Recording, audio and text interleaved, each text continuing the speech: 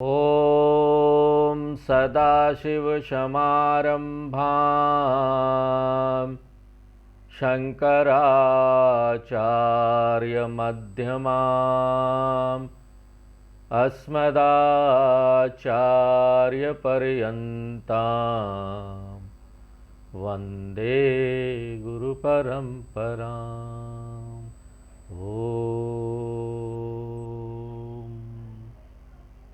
दूसरे खंड का 9 नंबर मंत्र पढ़ते हैं।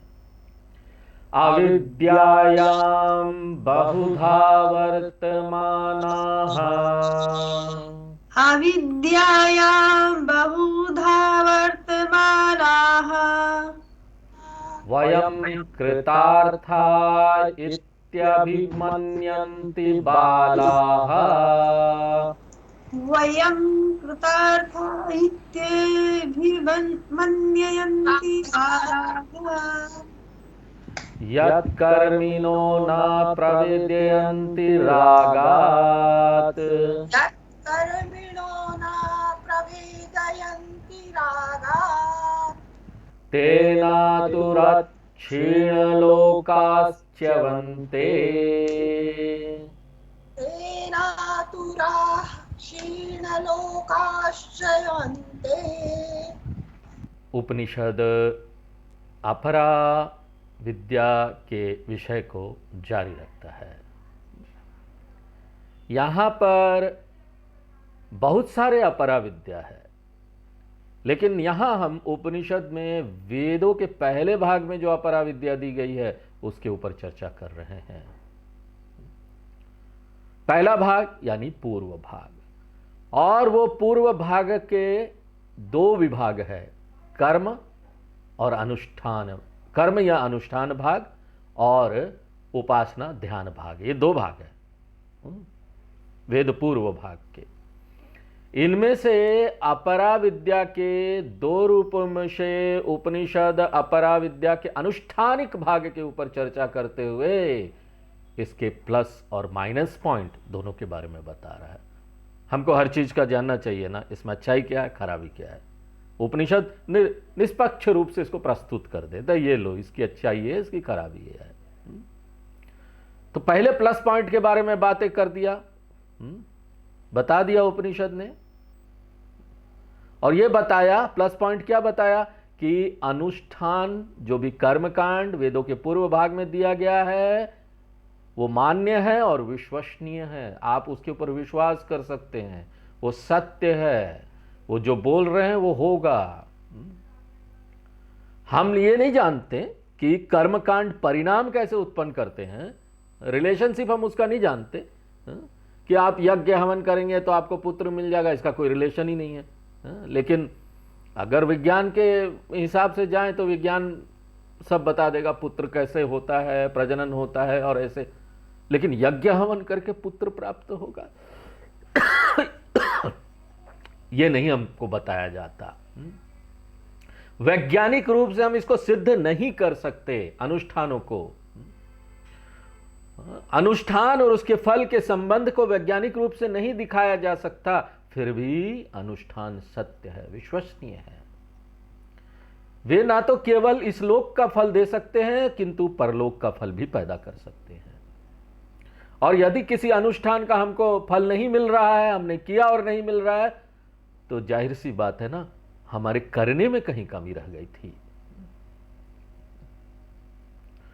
और ना केवल यह इस लोक का फल और परलोक का फल उत्पादन करेगा, स्वर्ग लोक में जब जाएंगे तो वहां के नागरिकों द्वारा हमारा स्वागत किया जाएगा और वहां लंबे समय तक आनंद लिया जा सकता है।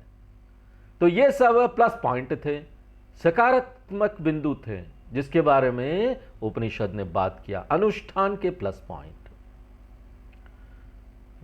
और जब मैं यहां अनुष्ठान कहता हूं तो आपको याद रखना चाहिए कि उपनिषद केवल सकाम कर्मकांड के बारे में बात कर रहा है, सकाम कर्माणी। यहां पर हम आलोचना कर रहे हैं, और किसकी आलोचना कर रहे हैं? केवल सकाम कर्म की। निष्काम कर्म की कभी आलोचना नहीं की जाती। क्यों? निष्काम कर्म अप्रत्यक्ष रूप से व्यक्ति को मोक्ष प्राप्त करने में मदद करता है। इसलिए निष्काम कर्म को अप्रत्यक्ष रूप से मोक्ष मार्ग के सहायक के रूप में लिया जा सकता है, इसलिए उसे कभी भी हे दृष्टि से नहीं देखा जाना चाहिए और कभी भी निष्काम कर्म छोड़ना नहीं चाहिए। निष्काम कर्म से मेरा तात्पर्य शुद्धि के लिए किया जाने वाला कर्म है। चित्त शोधकानी कर्मानी का हमेशा सम्मान किया जाना चाहिए, उसका पालन किया जाना चाहिए। इन मंत्रों में हम कर्म की आलोचना देखते हैं, कर्मकांड या अनुष्ठान की आलोचना देखते हैं कि वो हमको सब कुछ नहीं दे सकता, मुक्ति नहीं दे सकता। और ये देखते हुए अगर कोई बोले हम पूजा करना छोड़ देंगे, संध्या वंदनम नहीं करेंगे, प्रार्थना नहीं करेंगे, मंदिर दर्शन नहीं जाएंगे, ऐसे नित्य कर्मों को कभी नहीं छोड़ना चाहिए। एक व्यक्ति अधिक से अधिक ये कर सकता है कि ये कर्म भौतिक उद्देश्य से किए गए हैं, तो उसको परिवर्तित करे अपने उद्देश्य को।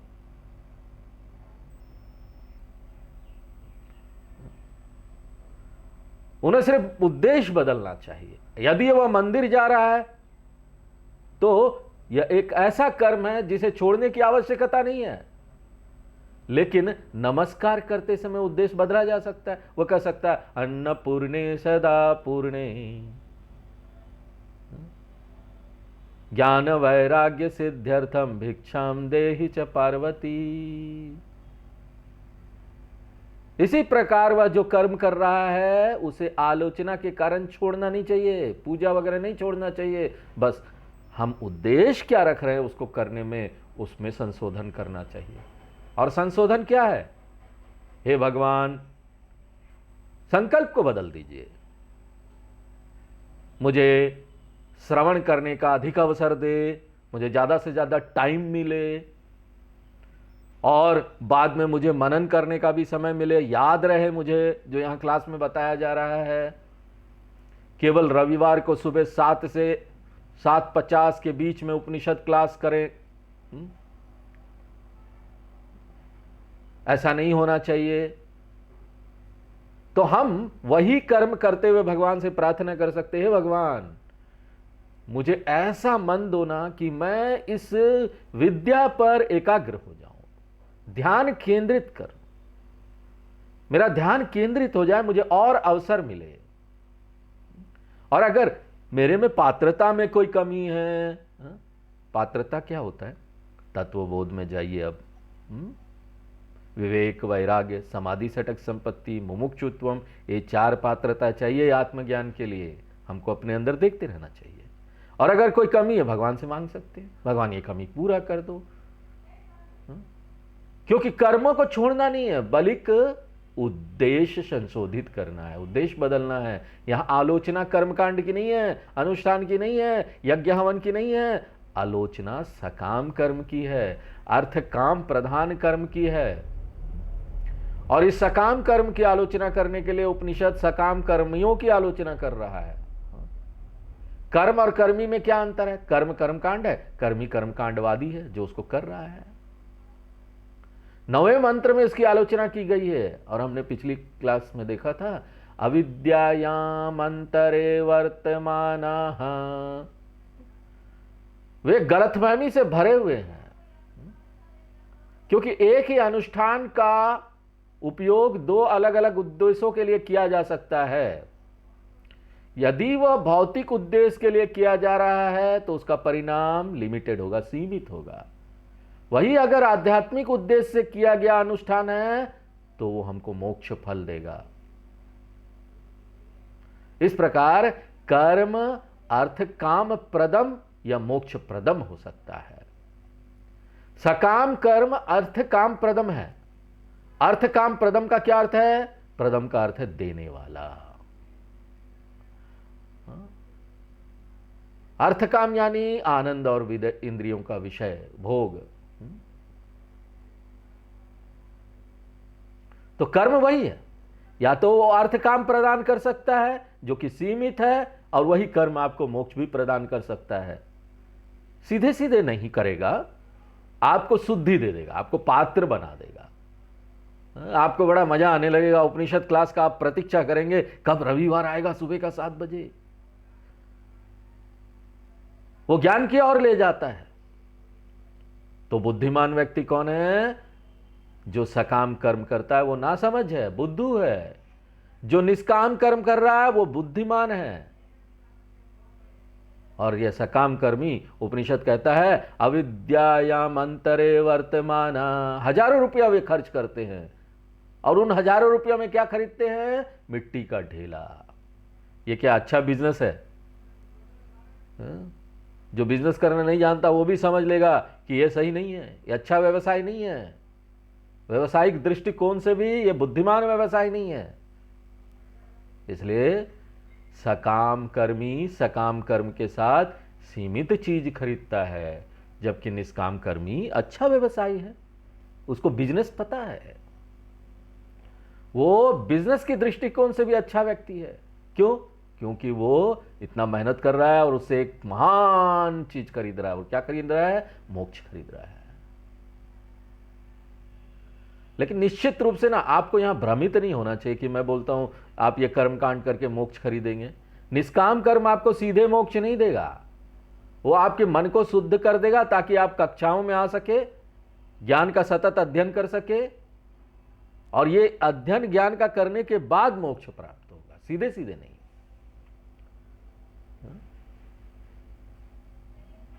इसलिए बुद्धिमान लोग कर्म का बुद्धिमानी से उपयोग करते हैं और अज्ञानी लोग अज्ञानता में डूबे हुए अर्थ काम की मांग करते हैं। जैसे कोई बच्चा है ना, 500 रुपए का नोट छोड़कर गुब्बारा खरीद ले और कहे कि मैं बहुत संतुष्ट हूं, मुझे क्या चाहिए 500। इसलिए उपनिषद करता है तेना तुराहा, ये सकाम कर्मी दुखी होते हैं, अभागे होते हैं, नासमझ व्यापारी होते हैं। क्यों? क्योंकि उन्हें स्वर्ग आदि के रूप में सकाम कर्म का फल मिलेगा। फिर क्या होगा? छीन लोका। मैंने पिछली कक्षा में बताया था कि लोक का अर्थ कर्मफल है यहां पर। इसलिए वे अपने भौतिक जमा पूंजी खर्च करेंगे और उपयुक्त समय पर क्या होगा? च्यवन्ते, गिर जाएंगे। गिर जाएंगे कहां से? जो उच्च स्थिति में थे, वो अच्छा अच्छा आनंद ले रहे थे स्वर्ग में, मनुष्य लोक में वापस गिर जाएंगे, या उससे भी बदतर हो सकता है। यदि पुराने संचित कर्म अच्छे नहीं है तो वो और भी ना नीचे जा सकते हैं, निम्नतर हीनतर प्राणी के रूप में जन्म ले सकते हैं। इसलिए च्यवन्ते, ये शारीरिक पतन नहीं है, यह आध्यात्मिक पतन है।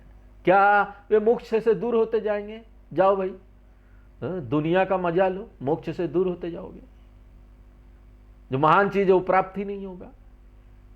और यही बात कृष्ण भगवान गीता में बड़े सुंदर भाषा में कहते हैं, अंतवत्तु फलम तेषाम तद्भवत्यल्पमेधशाम देवान देवयजो यान्ति मद्भक्त यान्ति मामपि। भगवान कहते हैं मेरे पास ना दो पॉकेट है दोनों तरफ। हाँ, एक पॉकेट में मेरे पास अनित्य फल होगा और दूसरी जेब में मैं नित्य फल रखूंगा।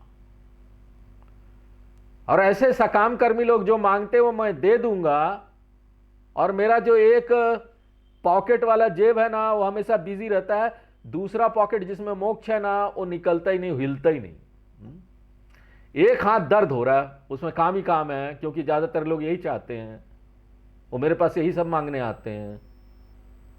भगवान कहते हैं कि मैं उसके निर्णय को प्रभावित नहीं करना चाहता, मैंने उन्हें बुद्धि दी है, उन्हें चुनने दो, वो जो भी चुनेंगे मैं अवश्य दूंगा। लेकिन मैं उनको यह भी बता दूंगा कि सिगरेट पीना स्वास्थ्य के लिए हानिकारक है, वैधानिक चेतावनी दे दूंगा। अंतवत्तु फलम तेषाम, फल देते समय मैं चेतावनी देता हूं कि देखो दे तो रहा हूं लेकिन ये खत्म हो जाएगा। कमजोर कांच की बोतल में लिखा होता है handle with care, perishable commodity, ये नष्ट हो जाएगा। पैसा हो, लोग हो, संबंध हो, रिश्ता हो, प्रधानमंत्री का पद हो, अमेरिका का प्रधानमंत्री हो या इस देश का प्रधानमंत्री हो, भारत का,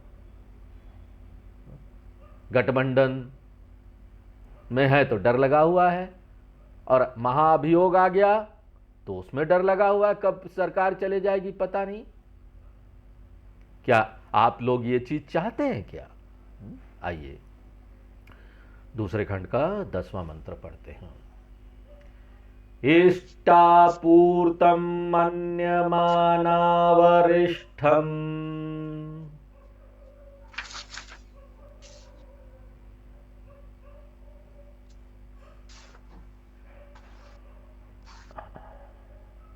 इष्टापूर्तं मन्यमानावरिष्ठम् नान्यच्छ्रेयो वेदयन्ते प्रमूढाः नान्यश्रेयो वेदयन्ते प्रमूढाः नाकस्य पृष्ठे ते सुकृतेनु भूत्वा नाकस्य पृष्ठे ते सुकृतेनु भूत्वा इमं लोकं हीनतरं वाविशन्ति एवं लोकं हीनतरं वाविशन्ति।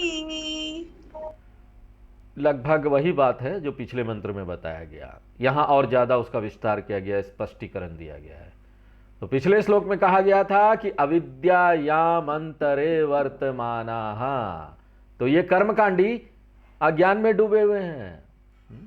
यहां शिक्षक और भी अधिक सशक्त शब्द का उपयोग कर रहे हैं हमारे मन में और अच्छी तरह इस बात को बैठाने के लिए। एक लाइन में किसी के मन में ये आत्मसात होता ही नहीं। इसलिए देखो उपनिषद भी यही प्रोसेस करते हैं। अगर यही बात बता के एक लाइन में खत्म करना होता तो पिछला मंत्र पर्याप्त था ना। ये मंत्र में आते ही क्यों? बार बार उसी चीज को और स्पष्टीकरण करके बताते हैं।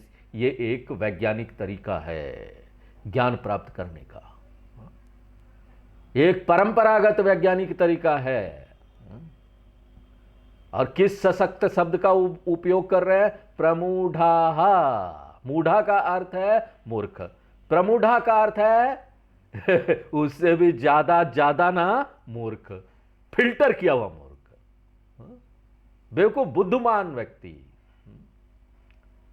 और वे ऐसे क्यों हैं? क्योंकि इष्टापूर्तम वरिष्ठम मन्यमाना। इष्टापूर्तम का तात्पर्य क्रियाओं या अनुष्ठानों से है। इष्टम एक प्रकार का अनुष्ठान है जिसे वैदिक अनुष्ठान के रूप में जाना जाता है। और पूर्तम क्या है? स्मार्त कर्म है जो सेवा कार्यों के रूप में है। अगर आप यज्ञ हवन कर्मकांड कर रहे हैं तो इष्टा हो गया, और आप स्कूल कॉलेज वगैरह बनवा रहे हैं, लोगों का मदद कर रहे हैं तो पूर्तम हो गया, समाज सेवा करना। वापी कूप तड़ागादि देवतायात नानी च अन्न प्रदान मारामाः पूर्तमित्य विधीयते। सार्वजनिक उपयोगिता के लिए कुआं खोदना, वापी कूप तड़ागादि, और देवता यात नानीच मंदिर या स्कूल बनाना गरीब लोगों के लिए। अन्न प्रदानम, समारोह त्योहार आदि कुछ हो रहा है तो वहां पर मुफ्त कंबल बांटना, भोजन देना, और साथ में पीने के लिए भी कुछ देना, छाछ वगैरह, दूध दही। आराम यानी तीर्थ यात्रियों के लिए विश्राम गृह बनाना आदि आदि। संक्षेप में पूर्तम का अर्थ है सभी प्रकार का समाज सेवा। इष्टम का अर्थ है सभी प्रकार की अनुष्ठानिक गतिविधियां जहां अग्नि शामिल होती है। जैसे कि हम यहां पर अतिरुद्रम का यज्ञ करते हैं, महारुद्रम का यज्ञ करते हैं इत्यादि, समाज की भलाई के लिए किया गया। तो इष्टम का अर्थ है वैदिक अनुष्ठान, पूर्तम का अर्थ है समाज सेवा। सभी अलग अलग प्रकार के कर्म हैं, और ये सभी कर्म दो प्रकार से किए जा सकते हैं, एक भौतिक उद्देश्य से, दूसरा आध्यात्मिक उद्देश्य से। भौतिक उद्देश्य का अर्थ है कि मैं सभी कर्म नाम या प्रसिद्धि या कोई अन्य लाभ प्राप्त करने के लिए करता हूं, इसलिए मैं यह सुनिश्चित करता हूं कि मैं जो भी कुछ करूं उसका अच्छा से ना वीडियो टेपिंग कर लिया जाए। हाँ, यूट्यूब में डालने के लिए बहुत अच्छे तरीके से रिकॉर्ड कर लिया गया, मैगजीन में डालने के लिए फोटो खिंचा ली गई। क्यों? यही सब करते करते जब पेपर में आएगा, यूट्यूब में आएगा तो मुझे सम्मान मिलेगा, मुझे पद्मश्री देंगे प्रधानमंत्री जी, पद्म विभूषण देंगे, रोटरी का अवार्ड मिलेगा, लायंस क्लब का अवार्ड मिलेगा, उसके लिए आवेदन भी वो करते हैं, सारा अपना जमा करके फोटो वोटो एप्लीकेशन डालते हैं कि मुझे पुरस्कार दो। तो ये सब क्या बन जाता है? ये सेवा है, आप सेवा कर रहे हैं, लेकिन ये क्या है? सकाम सेवा है, आप किसी कामना से कर रहे हैं, आपको पद चाहिए, आपको सम्मान चाहिए। इसी तरह मैं अनुष्ठान और अनुष्ठान और अनुष्ठान सकाम कर सकता हूं। इस सकाम कर्म की यहां फिर से आलोचना की गई है। हम निष्काम कर्म के बारे में बात नहीं कर रहे हैं, याद रखिए। निष्काम इष्टम आप करते हैं तो वो अद्भुत ही नहीं, आवश्यक भी है। और संयोगवश संस्कृत के विद्यार्थियों के लिए इष्टम शब्द के दो अर्थ होते हैं। एक प्रचलित अर्थ है जो प्रसिद्ध है, वो है प्रियम। इष्ट इच्छाति धातु से बना है। वही इष्टम शब्द एक अन्य धातु यज यजति से बना तो वो हो जाएगा पूजा करने के लिए किया जा सकता है। यज धातु को जब आप लेते हैं तो इष्टम का अर्थ क्या होता है? धार्मिक पूजा करो। जो चीज अच्छी लगती है उसे इष्टम भी कहते हैं। पूजा को भी इष्टम कहा जाता है। इस संदर्भ में इष्टम का अनुवाद केवल वैदिक पूजा के रूप में किया जाना चाहिए। और यह पूजा के साथ साथ समाज सेवा भी मन की शुद्धि के लिए की जा सकती है। यानी कि केवल अद्भुत है बल्कि हर एक साधक के लिए जरूरी भी है। मैं देखिए इस पर इसलिए ज्यादा जोर दे रहा हूं, बार बार आपको बता रहा हूं कि इसको छोड़ना नहीं है, उद्देश्य बदलना है। क्योंकि अक्सर साधक लोग पूछते हैं, वो पूछते हैं अब तो हम उपनिषद में आ गए, वेदांत पढ़ रहे हैं, तो क्या स्वामी जी पूजा छोड़ सकते हैं क्या? आप जिस भी धार्मिक पूजा या व्यक्तिगत धार्मिक अनुशासन, जप वगैरह, पाठ वगैरह का अभ्यास करते हैं, उसमें ना कोई डाउट मत रखिए, कोई संदेह मत रखिए। बेहतर होगा आप इसको करते रहिए। और यदि आपके पास कोई ऐसा अभ्यास नहीं है जप का, स्तोत्र पाठ का, ध्यान का, तो बेहतर होगा कि ये कोई ले ले क्योंकि वे सभी वेदांत को समझने में उपयोगी होंगे, आपको ज्यादा समझ आएगा। तो अगर आपको कोई बदलाव करना है तो ये कर्म नहीं छोड़ने, आपको संकल्प छोड़ना है। संकल्प में बदलाव करना है। हर एक पूजा में हम लोग संकल्प करते हैं ना, ममोपात समस्त दुरित क्षय द्वारा श्री परमेश्वर प्रीत्यर्थम या नारायण प्रीत्यर्थम या भागवत प्रीत्यर्थम। हर किसी को करना होगा ये। अब भले ही आप बोले नहीं नहीं मेरा मन तो पूरा शुद्ध हो गया है, मैं पवित्रता की चरम स्तर तक पहुंच गया हूं। शास्त्र के अनुसार एक शुद्ध व्यक्ति भी संन्यास लिए बिना धार्मिक पूजा को नहीं छोड़ सकता। यदि वह फॉर्मल रूप से संन्यास लेता है, वस्त्र बदलता है, घर छोड़ता है, केवल तभी वह अनुष्ठान को छोड़ सकता है, अन्यथा उसे अवश्य ही ये सब करना चाहिए। यदि वह अत्यधिक शुद्ध है ना, वो बोलेगा नहीं मेरा मन तो साफ हो गया है स्वामी जी, मैं अब वेदांत समझ में आ रही है, पढ़ रहा हूं, तो ज्यादा से ज्यादा वो व्यक्ति क्या कर सकता है, वो ना उसका टाइम को कम कर दे। पहले 2-2 घंटे पूजा करता था, आप 10 मिनट कर ले, कोई बात नहीं। लेकिन अगर आप गृहस्थ में हैं तो यह नियम है, धार्मिक गतिविधि को पूरी तरह से छोड़ने की अनुमति नहीं है। भले ही जो गृहस्थ है वो ज्ञानी हो गया, उसको इसकी आवश्यकता ना हो। ओए स्वामी जी मुझे तो ज्ञान पता चल गया, मैं मुक्त हो गया, मुझे क्या जरूरत है तप वगैरह स्तोत्र वगैरह पढ़ने का, है मुझे क्या जरूरत है पूजा करने का। ठीक है आपको इसकी जरूरत नहीं है, लेकिन आपके परिवार में अगल बगल अन्य सदस्य है, वो आपको देख रहे हैं, आप छोड़ देंगे तो वो भी छोड़ देंगे। इसलिए आदर्श के रूप में स्थापित करने के लिए आपको जो भी प्रार्थना भगवान से करनी है खड़े होकर कीजिए, सबको दिखा दिखा कर कीजिए। और इसलिए राम राम, नमः शिवाय, कुछ भी नाम जप, कुछ प्रार्थना ना जीवन में जरूरी है। ये सब जो मंत्र यहां दिए गए हैं, इतनी निंदा की गई है, इतनी आलोचना की गई है, इसका हमको गलत अर्थ नहीं निकालना चाहिए और ये सोचकर अनुष्ठान छोड़ दें, ऐसा नहीं करना चाहिए। यहां आलोचना केवल सकाम इष्टम पूर्तम की है। तो ये अज्ञानी लोग सकाम इष्ट पूर्तम को वरिष्ठम यानी बहुत बड़ा चीज मानते, वरिष्ठ चीज मानते, बोलते इसके अलावा कुछ नहीं है। वो बोलते हैं हमको नाम चाहिए, प्रसिद्धि चाहिए, ये सब चाहिए, इसके अलावा कुछ है ही नहीं। वो इतना ही नहीं, अन्यत श्रेय न वेदयन्ते, वो श्रेय के रूप में और कुछ नहीं जानते। उनको पता नहीं कि इससे भी ज्यादा अच्छा कोई चीज है। श्रेय का अर्थ है मोक्ष साधनम, एक आध्यात्मिक परम लक्ष्य जिसके बारे में उन्होंने नहीं सुना, उनको पता ही नहीं। उनके लिए धर्म का क्या अर्थ है? उनके लिए धर्म का अर्थ है भगवान के पास जाओ, मंदिर में जाओ और अपना जो भी लक्ष्य है वो प्राप्त करो, भगवान से मांगो, पूजा हवन करो और वो चीज जीवन में प्राप्त कर लो। और ऐसे लोगों को पता होता है कौन से मंदिर में जाएंगे ना तो कौन सा चीज उनको मिल जाएगा। अलग अलग मंदिर है, वहां अलग अलग सांसारिक इच्छाओं की पूर्ति होती है। एक मंदिर है, वहां जाइए तो अमेरिका के लिए वीजा नहीं मिल रहा है तो वीजा वाले हनुमान जी मंदिर, अब वहां जाइए तो आप वीजा के लिए प्रार्थना कर रहे हैं। तो इस तरीके से यहां अलग अलग है।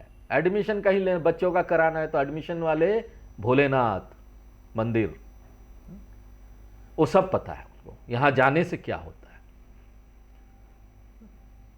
वो ये नहीं जानते कि यही धर्म उनको महान चीज दे सकता है, आत्मज्ञान दे सकता है। उनको बिल्कुल भी इस बात की जानकारी नहीं। इसलिए श्रेयस का अर्थ मोक्ष साधनम अर्थार्थ निष्काम कर्म है, ये भी वो नहीं जानते। वेदांत का श्रवण मनन और निधिध्यासन वो इसके बारे में सोच भी नहीं सकते। और जब आप ऐसे लोगों को बोलेंगे ना अगल बगल अपने लोगों को कि मैं क्लास में जा रहा हूं, आज क्लास है सुबह 7 बजे, तो उन्होंने बड़ा आश्चर्य होता है, अरे धर्म में कौन सा क्लास, ये सब क्लास व्लास क्या, पढ़ना उड़ना क्या। उनके लिए धर्म का क्या मतलब है मालूम है? रामायण वाच लो, भागवत वाच लो, पढ़ाई नहीं। वहां भी पढ़ते नहीं है वो रामायण और भागवत को। एक श्लोक से लेकर देखिए सिस्टमेटिक तरीके से रामायण को पढ़िए, एक पहले श्लोक से लेकर अंतिम चौपाई तक, और भागवत को भी सिस्टमेटिक तरीके से पढ़िए। वो नहीं पढ़ेंगे, उनको तो बस कुछ कहानियां सुनना है।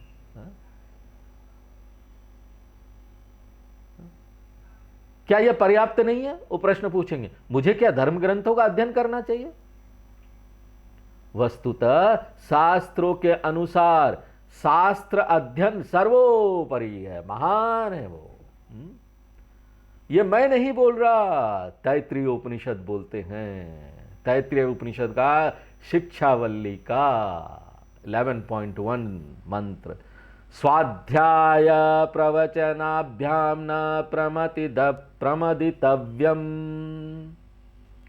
वेदों के स्वाध्याय एवं प्रवचन के विषय में कभी भी आलस्यपन मत करना, प्रबाद मत करना।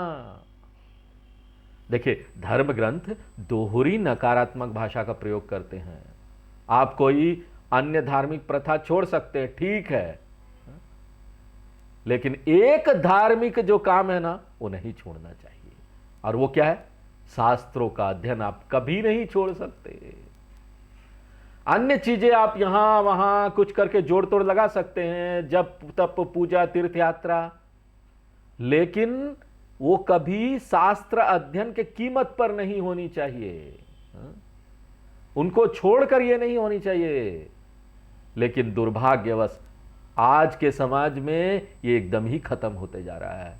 पढ़ना तो एकदम लुप्त होते जा रहा है, एकदम लोकप्रिय नहीं है। लोग ध्यान कर लेते हैं बैठ के, उनको ध्यान कराओ बड़ा मजा आता है, बैठ जाएंगे। लेकिन उपनिषद काल में कोई समस्या नहीं थी। अन्यत श्रेय न वेदयन्ते। वे ये सब कुछ किस कारण से नहीं जानते हैं? प्रमूढ़ा बहुत मूर्ख है वो, छने हुए हैं। और उनका क्या होगा? धार्मिक होने के कारण उन्होंने धर्म ग्रंथ का अध्ययन नहीं किया, उन्होंने मन को शुद्ध नहीं किया, लेकिन सकाम कर्म करने के लिए वो पुण्य जमा करते जा रहे हैं। अलग अलग तीर्थ स्थलों पर जा रहे हैं, श्राद्ध तर्पण के लिए रामेश्वरम, काशी सब जगह जा रहे हैं, उन्होंने जो भी कर्म किए उनको ना ये चीज का पुण्य तो जरूर मिलेगा। और पुण्य के फल स्वरूप उनका क्या होगा? नाकस्य पृष्ठे, वे स्वर्ग के उच्च लोकों में जाएंगे। नाकह का अर्थ स्वर्ग है, नाकम, कम का अर्थ है आनंद, अकम का अर्थ है पीड़ा, ना अकम का अर्थ है दर्द रहित आनंद। तो ना अकम, ना अकम का अर्थ है दर्द रहित आनंद, क्योंकि स्वर्ग लोक में व्यक्ति को क्या मिलेगा? दर्द रहित सुख का आनंद होगा। वहां कोई बुढ़ापा नहीं होगा, वहां कोई बीमारी नहीं होगी, वहां सब चीजें उपलब्ध होगी। जबकि मनुष्य लोक में हमें आनंद तो मिलता है, ठीक है, लेकिन वो दर्द के साथ मिलता है, दुख भी होता है यहां पर। लेकिन स्वर्ग लोक में ये नहीं होगा। स्वर्ग लोक में आप बड़ा आराम से रहेंगे, ना कब दर्द रहित आनंद का पूरा मजा लेंगे। पूरी तरह से वो दर्द रहित नहीं होगा, किंतु दर्द कम हो जाएगा, न्यूनतम दर्द या कम दर्द, और इसे ही स्वर्ग कहा जाता है। और स्वर्ग में भी हमारे शास्त्रों के अनुसार विभिन्न उसमें वो है, ग्रेड है, first grade, second grade, third grade. सुअर लोक, महर लोक, जना लोक, तपो लोक, सत्य लोक। स्वर्ग लोक में भी 5 ग्रेड होते हैं। जैसे यहां पर आप ये लखनऊ में LDA है, लखनऊ डेवलपमेंट अथॉरिटी, हर एक शहर में डेवलपमेंट अथॉरिटी, वो लोग जब घर बनाते हैं ना तो ऐसे ही बनाते हैं। LIG है लोअर इनकम ग्रुप के लिए, MIG है मीडियम इनकम ग्रुप के लिए, HIG हाई इनकम ग्रुप के लिए बड़ा बड़ा बंगलो बनाएंगे, और LIG वालों के लिए 2 बेडरूम का फ्लैट बना देंगे। तो इस तरह से अलग अलग ग्रेड का वो बनाते हैं। Grade A officer, B officer, उच्च आय वाले, कम आय वाले। इंद्र का, स्वर्ग में इंद्र का क्या मतलब है? HIG high income group. और वरुण देव और यम देव क्या है? वो कैबिनेट मंत्री की तरह है, MIG। इसलिए यहां यह व्यक्ति पुण्य के कारण पृष्ठम में जाएगा। यहां पृष्ठम का अर्थ उच्च लोक है, जिसका अर्थ है या तो वो सत्य लोक जाएगा, या ब्रह्मलोक, या फिर निचला महर लोक, तपोलोक इत्यादि वो जाएगा। जो किससे पैदा हुआ है? सुकृते, जो उसके पुण्य का परिणाम है। सुकृतम का अर्थ है पुण्य फल। सो पुण्य फले नाकस्य पृष्ठे ते अनुभूतवा, वे मौज मस्ती का आनंद लेते हैं। देखिए पूरे साल अक्टूबर नवंबर का सीजन आता है ना, तो लखनऊ में क्या होता है? बहुत सारे नृत्य और संगीत का कार्यक्रम शुरू हो जाता है, बड़ा मौसम अच्छा होता है उस समय। लखनऊ में एक गोमती नगर में संगीत नाटक एकेडमी का बड़ा हॉल है, वहां पर बहुत सारे प्रोग्राम होंगे, डांस के, नृत्य के, क्लासिकल म्यूजिक के। मौसम अच्छा होता है, सब लोग आते हैं उस समय। तो स्वर्ग लोक में ना स्थायी रूप से यही मौसम रहेगा, अक्टूबर नवंबर का। AC की भी जरूरत नहीं, ब्लोअर की भी जरूरत नहीं, मजा आएगा। लेकिन त्रासदी क्या है?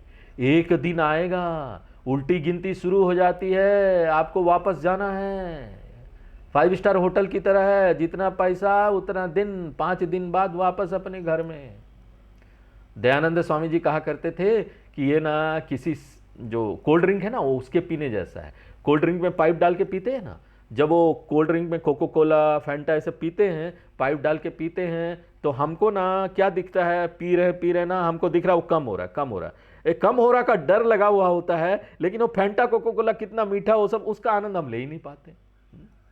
बस हम सिर नीचे करके यही देखते रहते हैं, कम हो रहा, कम हो रहा। तो क्या हुआ? हमने उसको जागरूक होकर नहीं पिया, हम उसका मजा ही नहीं ले पाए।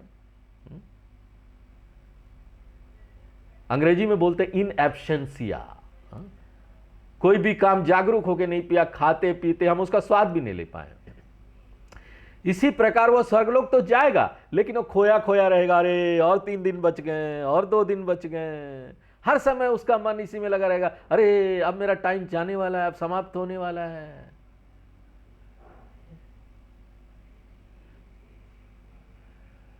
सब कुछ ठीक चल रहा हो तब भी हम खुश नहीं रह पाते, क्योंकि हमें चिंता होती है, चला जाएगा, खो जाएगा, खो जाएगा।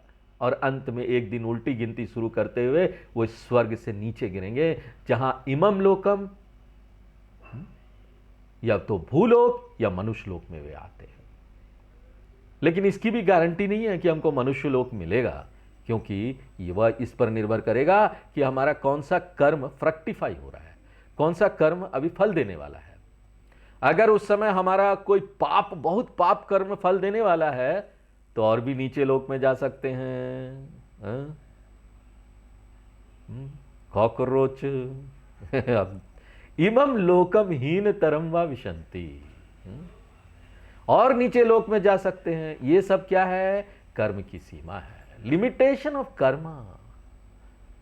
कुछ भी कर लीजिए, कर्म से तो वो नित्य चीज प्राप्त नहीं हो सकती। अनित्य चीज अनित्य है, कर्म भी अनित्य है, उससे फल भी हमको अनित्य ही प्राप्त होगा। दूसरे खंड का 11 मंत्र पढ़ते हैं। 11वां। तपश्रद्धेये ह्युपवसन्त्यरण्ये, तपश्रद्धेये उपवसन्त्यरण्ये,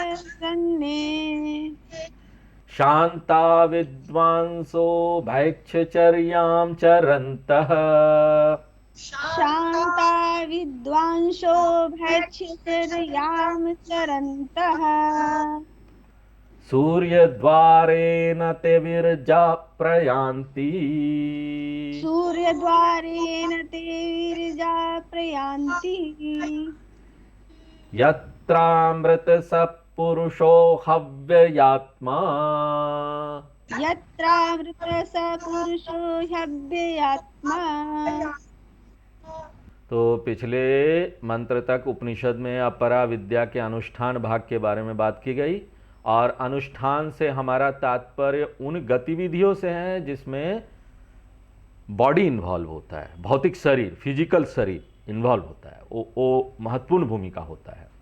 कोई भी पूजा करने जाओ तो दौड़ना पड़ता है ना, इधर उधर सामान लाना पड़ता है, सामान रखना पड़ता है, थाली रखना पड़ता है, पूजा का दीपक जलाना पड़ता है, माने पूरी तरह से बॉडी इन्वॉल्व होता है।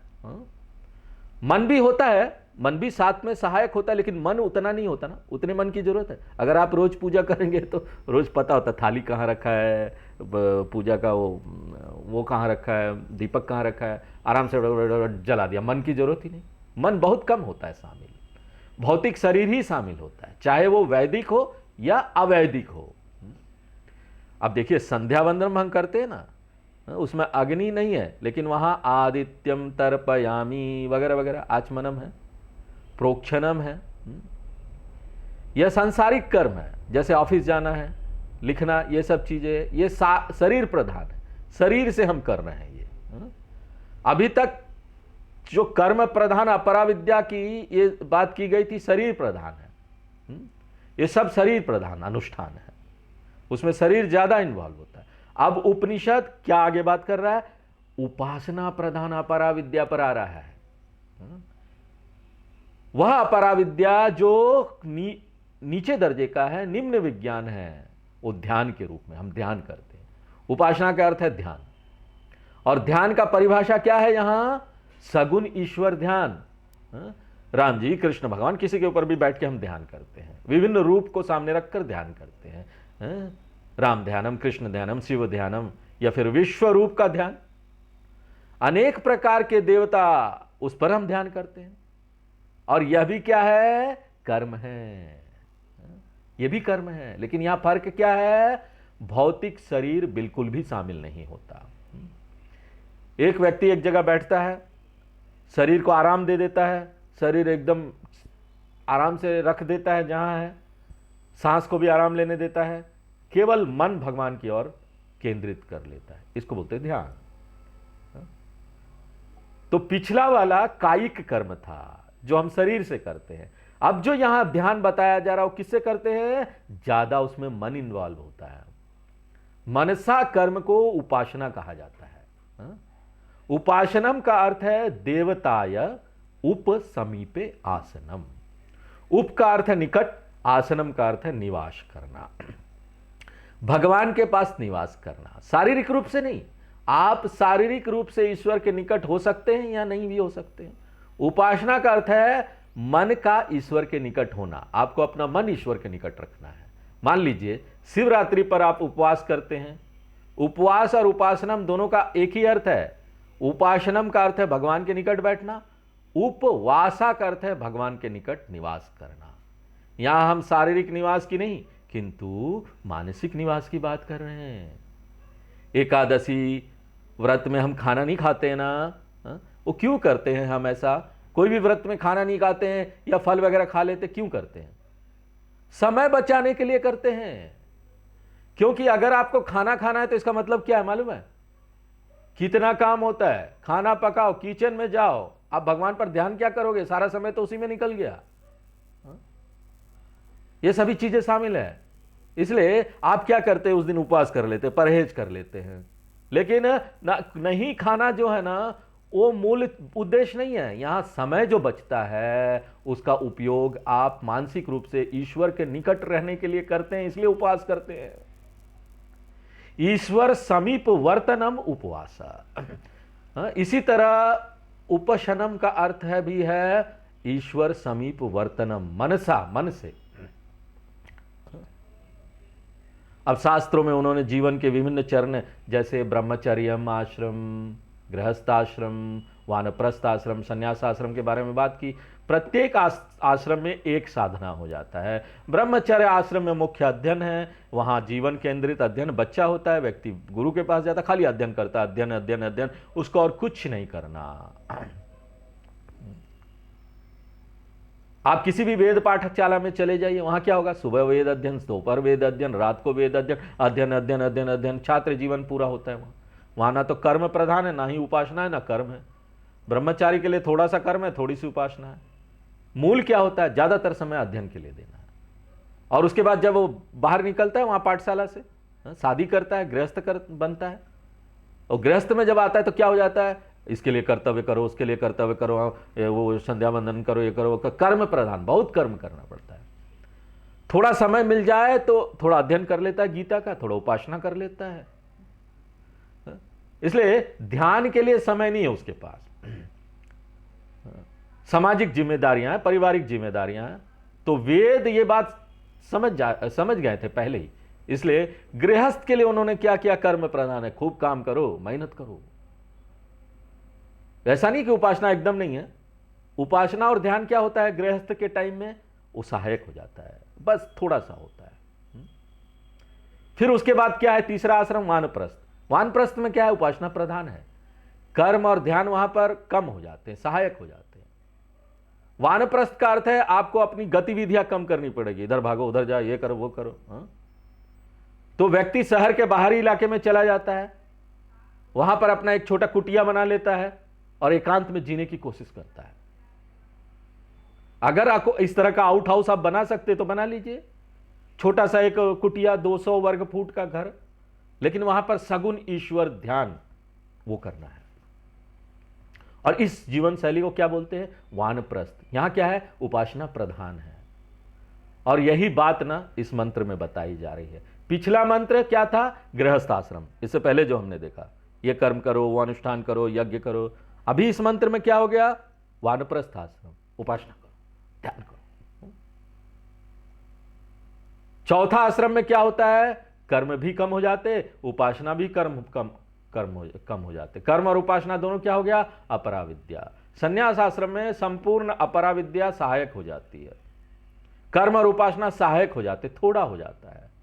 फिर उसमें हम क्या करते हैं? संन्यास आश्रम में सुबह वेदांत, दोपहर को वेदांत पढ़ते, शाम को वेदांत करते, सुबह भी उठते साथ गीता पढ़ रहे, दोपहर में भी गीता पढ़ रहे, शाम को भी गीता पढ़ रहे, उपनिषद पढ़ रहे, यही सब कर रहे हैं।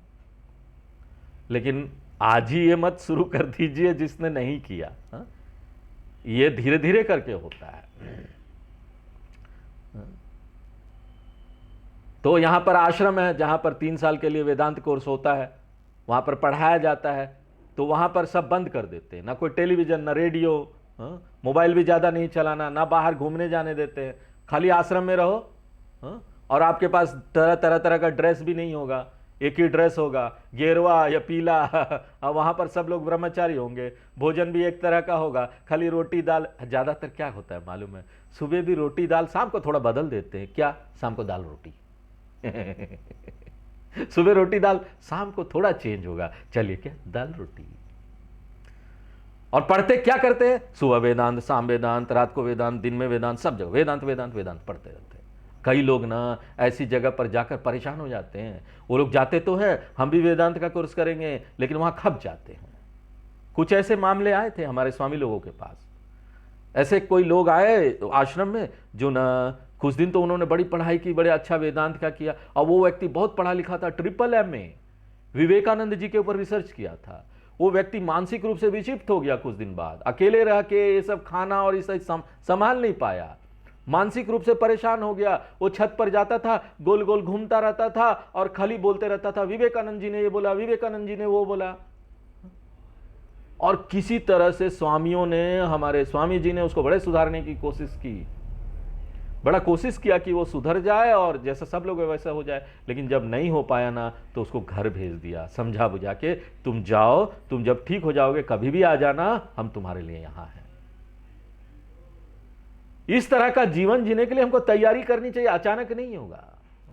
इसीलिए तो ये 4 आश्रम है, धीरे धीरे करके आओ यहां। पहले ब्रह्मचारी बनो, फिर अब गृहस्थ में आओ, फिर वानप्रस्थ में आओ, बीच का स्थिति, उसके बाद फिर पूरी तरह से सब छोड़ो, सन्यास में आओ। और एक बात आपको बता दें, आज के दिन में आप ये शारीरिक रूप से कर पाए या नहीं, बाहर से आप छोड़िए ना छोड़िए, लेकिन मन से आपको छोड़ना पड़ेगा। मन से आपको ब्रह्मचारी होना पड़ेगा, मन से आपको गृहस्थ होना पड़ेगा, मन से आपको वानप्रस्थ होना पड़ेगा, मन से आपको सन्यासी होना पड़ेगा। भले आप बाहर से वस्त्र नहीं बदले, सब छोड़े उड़े नहीं, सब एक साथ रह रहे, फैमिली भी एक साथ रह रही है, क्या दिक्कत है? पति पत्नी भी एक साथ रह रहे, बच्चे भी एक साथ रहो, रिश्ता बदल दो, मन से बदल जाओ ना, कोई दिक्कत नहीं है। मन से बदलो, मन से वानप्रस्थ हो जाओ। मन का ये होना जरूरी है। बाहर का ऑप्शन है, कर सकते तो करो, बाहर का अगर वस्त्र बदल सकते तो बदलो, बाहर की स्थिति बदल सकते हैं तो बदल लो, वो आपको सहायक होगा, हेल्प करेगा, लेकिन वो मूल नहीं है। मूल है मन बदलना। अगर आप वो सब रखते हुए भी मन बदल लेते हो तो सहायक चीज की कोई जरूरत ही नहीं। तो अब ये उपासना के लिए एक ये मंत्र है, इसलिए यहां क्या कहा जा रहा है? विद्वांस। विद्वांसा का यहां अर्थ है उपासक। वानप्रस्थ आश्रम में जो उपासक रह रहा है, जिसने पर्याप्त बहुत मेहनत किया, जिसने अपने जीवन, अब जो आलसी रहा है वो नहीं आगे बढ़ पाएगा। पहले उसको मेहनत करो, पहले जो आलसी रहा है वो नहीं आ पाएगा वानप्रस्थ में, वो नहीं बैठ के ज्यादा तो 3-3 घंटे तक ध्यान कर पाएगा, नहीं कर पाएगा। इसलिए अगर उसने नहीं किया है तो अभी करो, कम से कम अभी मेहनत करो जहां भी तुम हो। कर्म करते समय एक व्यक्ति बहुत बाहर जाता है ना, बहिर्मुखी होता है, लेकिन उपासना में क्या अंतर्मुख होना चाहिए उसको। बेचैन मन जो इतना था, इतना कर्म किया, इतना भागा दौड़ा, इतना पर, अब उसको बैठ के ना मन को भीतर ले जाना चाहिए। विद्वांसा का अर्थ है वानप्रस्थ आश्रम में रहने वाला उपासक, ज्ञानी नहीं। कुछ संदर्भ में विद्वान का अर्थ ज्ञानी भी होता है, लेकिन यहां पर उस विद्वांसा का अर्थ है उपासक। और यदि वह वानप्रस्थ में जाते हैं तो स्वाभाविक रूप से आपके पास नियमित घर नहीं है, गांव के बाहरी इलाके में आपके पास कोई रसोई नहीं है, खाना पकाने की कोई चीज नहीं होती। ये देखो, ये शास्त्र अनुसार नियम बनाए गए हैं, लेकिन आजकल तो सन्यासी भी, सारे सन्यासी लोग भी ऐसे ही है, ये नियम का पालन अब कोई नहीं करता। सब ने बड़े बड़े आश्रम बना लिए हैं, वहां किचन भी है, खाना भी है, सब कुछ, सब सुविधा तो मिल रहा है। तो कलयुग में पूरी तरह से सन्यास आश्रम और पूरी तरह से वानप्रस्थ आश्रम जो शास्त्रों में बताया गया वो आपको नहीं मिलेगा, ये दुर्लभ है। कलयुग वानप्रस्थ का क्या अर्थ है? कलयुग में आप क्या कीजिए, गृहस्थ आश्रम में रहिए, लेकिन धीरे धीरे क्या कीजिए, आप ना दूर होते जाइए, उनकी बातों में ज्यादा इन्वॉल्व नहीं होइए, चाबी थमा दीजिए। आपका बेटा है ना, बड़ा बिजनेस है, उसको दे दीजिए, उसको सलाह भी मत दीजिए, जिम्मेदारी संभालने दीजिए, दे दीजिए चाबी, आप चुपचाप अपना पढ़ाई कीजिए, ध्यान कीजिए, चाबी दे दीजिए। दिन वो जा रहा है, अपना बिजनेस संभाल रहा है, उसके हरकतों में अपना नाक मत घुसेड़िए, नहीं तो नाक जल जाएगा और हाथ भी जल जाएगा। वहीं रहिए, उस घर में दूसरे कमरे में रहिए और देखते रहिए, वो आ रहा है जा रहा है, कोई इन्वॉल्व मत होइए। गलत कर रहा है ना, और आप जानते हैं अपने अनुभव से वो गलत कर रहा है, मुझे बोलना चाहिए, तब भी मत बोलिए जाके। क्योंकि आप याद कीजिए, आपने भी अपने पिताजी की बात नहीं सुनी थी। आपके पिताजी ने आके बोला था बेटा ऐसा मत करो, हाँ मैं क्यों नहीं करूं, और आपने भी जाकर अपने ही मतलब से वो किया था, अपने करके उसको सीखा था, और करके सीखने के बाद आपको जब झटका मिला तब सीखा था, इसलिए उसको भी झटके लेने दीजिए, मत इन्वॉल्व होइए। इसको बोलते हैं वानप्रस्थ। मन से वानप्रस्थ हो गए, वहीं आपके बहू बेटे सबको ये सब आ रहे जा रहे, आपको मतलब ही नहीं है, कोने में बैठे हुए हैं, भगवान का नाम ले रहे हैं सुबह से शाम तक, ये वानप्रस्थ हो गया, ये कलयुग का वानप्रस्थ है। ऐसा वो जीवन जिएंगे तो भोजन कैसा करेंगे, उस समय कैसा करते थे, ये वो दिया गया इस मंत्र में। भैक्षचर्याम चरंता, वानप्रस्थ आश्रम में भी भिक्षा पर रहते हैं, सन्यासी भी भिक्षा पर, उनको भिक्षा मांगना चाहिए, और बहुत सारे नियम है सन्यासियों के। वो एक घर से ना दूसरे दिन फिर भिक्षा नहीं मांग सकते, जान पहचान नहीं बना सकते कि जान पहचान है हम उसी घर में जाएं रोज हमको अच्छा चीज मिलेगा, नहीं, हर कुछ समय बाद बदलना पड़ता है, ये घर नहीं अब वो घर, जान पहचान नहीं बनाना है किसी से, ये सब नियम है। लेकिन अब ये कोई नियम कलयुग में नहीं होता।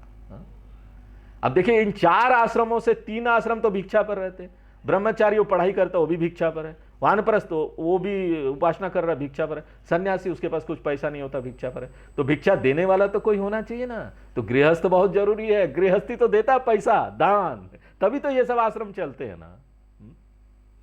यदि चारों भिक्षा पर हो जाएंगे तो भिक्षा कौन देगा, इसलिए भिक्षाचर्यम का अर्थ है भिक्षा की शैली जो अपनाते हैं।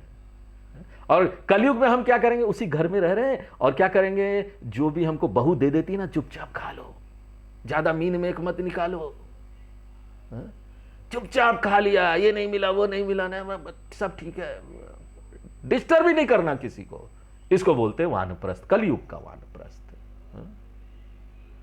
जितना अधिक आप कर्म करेंगे ना, जितना अधिक आप लोगों के साथ इन्वॉल्व होंगे ना कोई चिंता होगी, कोई ना कोई झगड़ा होगा, व्याकुलता होगी, आपका ध्यान भगवान में नहीं लगेगा। और कर्म जब कम हो जाता है, ये सब आप छोड़ देते ना, आपकी बेचैनी कम हो जाती है, शांता हो जाते हैं। और वैसे लोग कहां रहते हैं, अरण्ये उपविशन्ति, ये लोग जंगल में रहते हैं, शहर के बाहरी इलाकों में रहते हैं। और जो व्यक्ति घर ही में रहकर किसी को देख ही नहीं रहा कौन क्या कर रहा है, अपना बस खाना लिया, 2 कपड़ा अपने कपड़े धो लिए, अपना वो क्या हो गया, जंगल में रह रहा है। घर में रहते हुए भी कहां रह रहा है, जंगल में रह रहा है, एकांत जीवन अपना है। अरण्ये उपविशन्ति, और उनकी गतिविधियां क्या है, तपः श्रद्धे, कर्म और उपासना दोनों का अभ्यास करना। तपः अर्थात वानप्रस्थ के कर्तव्यों को तप कहते हैं, वानप्रस्थ आश्रम के कुछ कर्तव्य बताए गए, कर्म बताए गए, और श्रद्धे का अर्थ है, श्रद्धा का अर्थ है उपासना यहां पर, इसलिए कर्म और उपासना दोनों का अभ्यास करें। लेकिन क्या फर्क है, गृहस्थ भी तो कर्म और उपासना करता है ना, वो संध्या वंदन करता है, पूजा करता है, यज्ञ करता है, ध्यान भी करता है, तो इन दोनों में क्या अंतर है गृहस्थ और वानप्रस्थ में? गृहस्थ में क्या होता है, कर्म और उपासना ना कम होता है, वो सहायक होता है, वहां पर ज्यादा कर्तव्य और वो सब चलता है। लेकिन वानप्रस्थ में क्या है, 70 से 80% टाइम उपासना में देते हैं, वानप्रस्थ के लिए उपासना अधिक है। अनुपात अलग अलग हो जाता है, वहां कर्म ज्यादा है, अनुष्ठान यज्ञ हवन बहुत सारी चीज प्राप्त करने के लिए गृहस्थ कर रहा है, कर्म ज्यादा है। यहां पर क्या है, वानप्रस्थ में आ जाए, उनका उपास 70% टाइम बैठ के भगवान का ध्यान कर रहे हैं।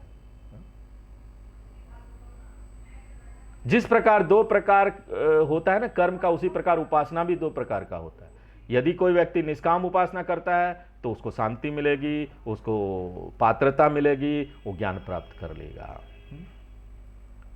तो यहां पर जो चर्चा की जा रही है वो सकाम उपासना की चर्चा कर रहा है उपनिषद। और सकाम उपासना से क्या फल मिलेगा, ते विरजा, वो उनके पाप कम हो जाएंगे, उनका पुण्य बढ़ जाएगा, और पुण्य वो बहुत शुद्ध होते जाएंगे, पुण्यवंता होते जाएंगे संसार में रहते हुए। और मृत्यु के बाद यहाँ पर क्या होगा, सूर्य द्वारे न प्रयान्ति, एक विशेष मार्ग से यात्रा करेंगे, जैसे सूर्य द्वार कहा जाता है, शुक्ल गति कहा जाता है, वहां से आगे जाकर वो ब्रह्मलोक में जाएंगे। ब्रह्मलोक में जाकर क्या होगा, ब्रह्मलोक में जाकर वहां पर वो या तो ज्ञान प्राप्त करेंगे या मजा लेंगे, जो करना करेंगे। मजा लेंगे तो छूटेंगे नहीं, और ब्रह्मा जी वहां ज्ञान दे रहे हैं, उनका क्लास जाकर उनके क्लास में बैठ कर गीता उपनिषद पढ़ेंगे तो छूट जाएंगे, मुक्त हो जाएंगे। ये उपासक भी मुक्त हो जाएगा। यहां यत्र शब्द का अर्थ क्या है? ब्रह्मलोक। वो ब्रह्मलोक में जाएगा। ब्रह्मलोक में ब्रह्मा जी मिलेंगे, चतुर्मुख ब्रह्मा जी ज्ञान देंगे उनको, वहां होंगे। और वहां कैसे पहुंचे? वो कर्म और उपासना कर। ब्रह्मा जी भी वहां कर्म और उपासना कर पहुंचे, क्योंकि ब्रह्मा जी का ना एक पोस्ट है, वो हमेशा वहां नहीं रहते। पोस्ट है, अलग अलग लोग आता है। जो ज्यादा बहुत पुण्यमान हो जाता है वो ब्रह्मा जी बन जाता है। तो ये बहुत दिन तक वहां पर वो रहते हैं, लेकिन फिर भी क्या है, ब्रह्मा जी को भी एक दिन अपना पद छोड़ना पड़ेगा। ब्रह्मा जी का एक दिन 2000 चतुर्युग के बराबर है, तो 365 दिन अगर लगाएंगे तो 1 वर्ष हो जाएगा। तो हम अपेक्षाकृत बोल सकते बड़ा शाश्वत है, बड़ा दिन है, बहुत टाइम है, लेकिन क्या है, एक ना एक दिन तो छोड़ना पड़ेगा। अव्यय आत्मा, वहां पर कॉम्पेरेटिवली अपेक्षाकृत वो शाश्वत है। अव्यय आत्मा बुढ़ापे और क्षय से मुक्त है, जरा रहित, वहां जरा नहीं है, बुढ़ापा नहीं है। और वहां पर वेदांत की कक्षाएं वो नित्य करेंगे। और या तो वेदांत की कक्षा कर लो, या वहां पर टीवी भी होगा, वहां पर टीवी भी देख लो जो देखना है। क्लास अटेंड मत करो, टीवी देखोगे तो वापस आओगे, वेदांत का क्लास करोगे तो मुक्त हो जाओगे, परम लक्ष्य प्राप्त हो जाएगा।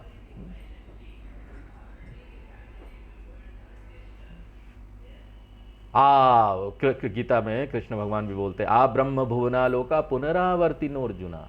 ये जो ब्रह्मलोक तक है ना, सब वापस आने जाने वाले जगह ही है। अगर वहां ज्ञान ना मिले तो ब्रह्मलोक से भी फिर नीचे गिरना पड़ेगा। ये माइनस पॉइंट है, अनित्य है। तो ये है अपरा विद्या का विषय।